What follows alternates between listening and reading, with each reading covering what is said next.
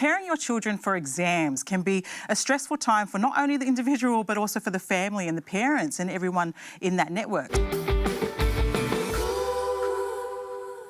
It's that time of the year and it's not helped by the fact that we're living in unprecedented times. So how can we help our kids in this time? So I'm thinking particularly here for our Year 12 students, our final year students all around the country, where this year has been really upside down. We have spoken about this on Mums at the Table already.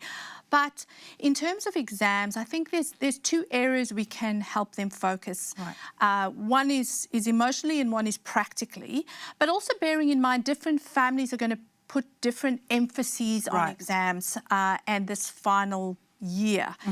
And I think we need to remember there's a lot happening for our kids and they've got the loss of leaving friends that they might have been with for a number of years. So there's a lot of things on their minds. But I think practically when it comes to exams, I think it's making sure our children have a designated study area that's technology free.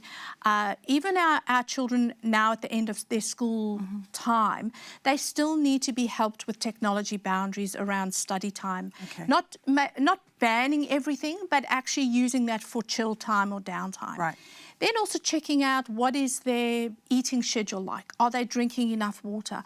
Are they eating breakfast before an exam? Yeah. You can't go into an exam on an empty tank. I always say to students, just like a car can't go without fuel, your body can't go and your brain can't go without fuel. Right.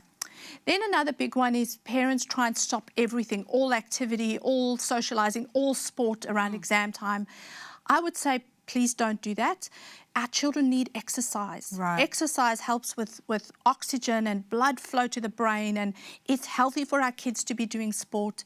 I think it's good to keep that normality, because if that's what their routine is, then keep doing it. Yeah, and it's good for them. Right. Even some socialising, they need to. I've said to my daughter who's in Year 12, sometimes on the weekend, even between exams, see somebody. Just even if you go out for an hour or two, do something that just gives your brain what I call a brain break. Right. And then just watching caffeine. Caffeine can just wreak havoc with your children's sleeping patterns. Okay. So the cramming till 2 a.m. the night before an exam actually does nothing for the brain. They would do better by actually getting more sleep. And then I think also emotionally, just checking in with them. I always mention my daughter's love of tea, but I'm always bringing in cups of tea because for her, it's my little connection with her. She loves tea, it gives her a break. I can check in how she's doing. You will find your own ways, parents, to connect with your children. But finding things that speak their language, their love language.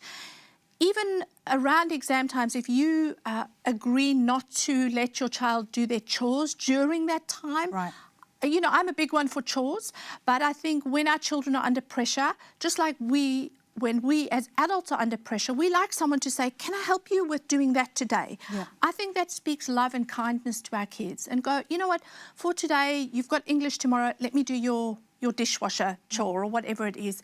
Just finding ways we can show support and love and saying this isn't the end of your journey. So important. I'm so glad you ended on that, because that's true. We sometimes get bogged down in this is it, but there's so many pathways. That's right. There's so many pathways and you're not alone. You've got a lot of people supporting you. So you're not defined by your mark. That's right. Please remember that. So that's important. Thank you, Collett. Thanks for those tips. I hope that's helped you.